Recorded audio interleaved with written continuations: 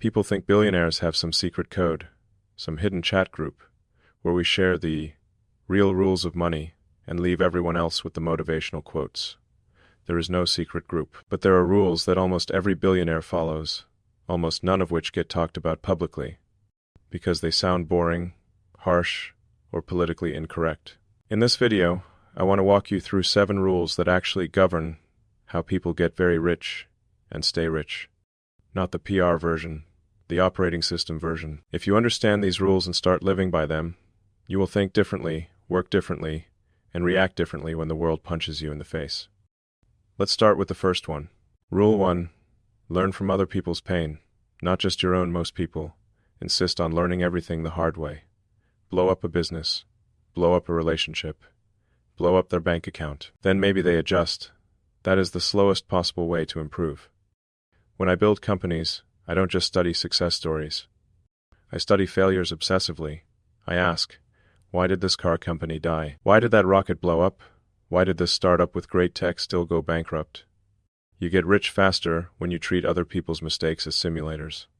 They crash. You watch the footage in slow motion. You patch your own system before you're in the same situation. Most people are too proud to do this. They say, I'll figure it out my way. That's not bold. That's expensive. Rule 2, 1 core bet, many small safety valves. You've probably heard the advice, diversify. Don't put your eggs in one basket. That's decent advice if you want average results. If you look at almost any billionaire entrepreneur, you see the opposite, extreme concentration on one main thing, then safety valves around it. My own wealth has been heavily concentrated in a few companies I was directly involved in. That's the opposite of standard textbook diversification. The real rule isn't never concentrate or never diversify. The rule is concentrate risk where you have control and insight. Diversify away risks you can't see or control. Billionaires put huge bets into their own companies where they can influence engineering, team, direction. But they don't put 100% of their net worth into crypto coins or random stocks. They don't run. Your version might look like this: 1 core skill, industry, or business you go very deep on. A diversified, boring portfolio in the background that quietly compounds. Most people invert it. They spread themselves thin in skills and then gamble on random assets. Rule 3.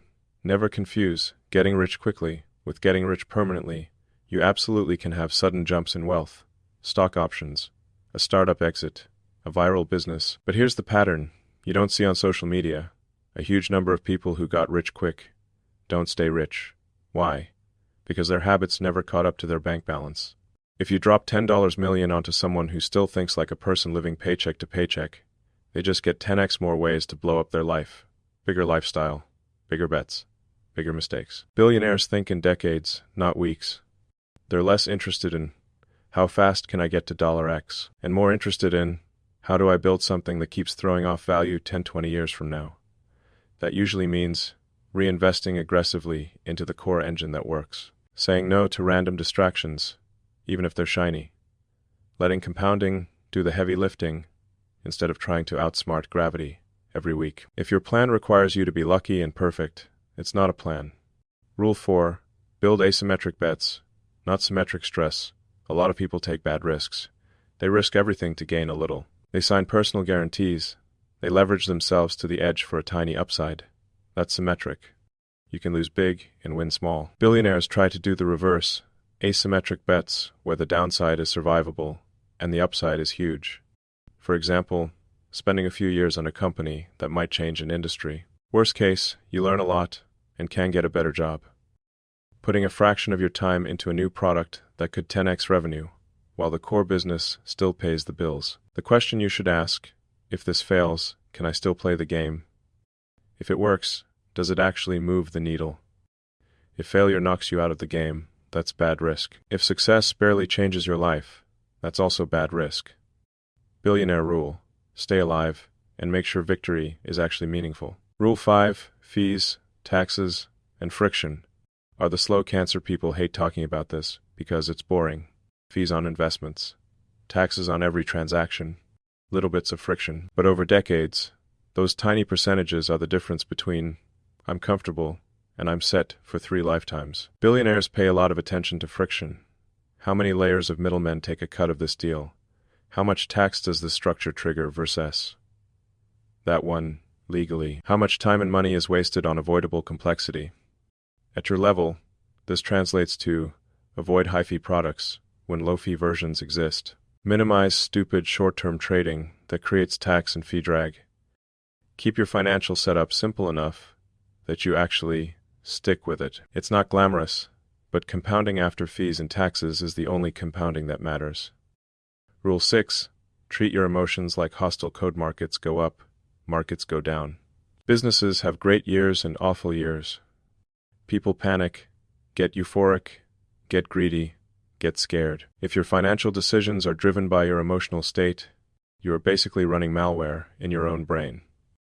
Billionaires are not emotionless. They just don't let fear or greed have root access.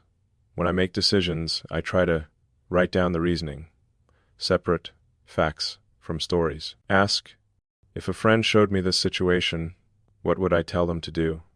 Your brain will always overestimate short-term pain, underestimate long-term compounding. So you build guardrails, automatic investing, so you don't talk yourself out of saving every month. Rules for when you won't sell, like, not just because I'm scared this week. A bias toward action on things you control, skills, output, and patience on things you don't. Market swings. The rule is simple. Your feelings are input, not commands. Rule 7.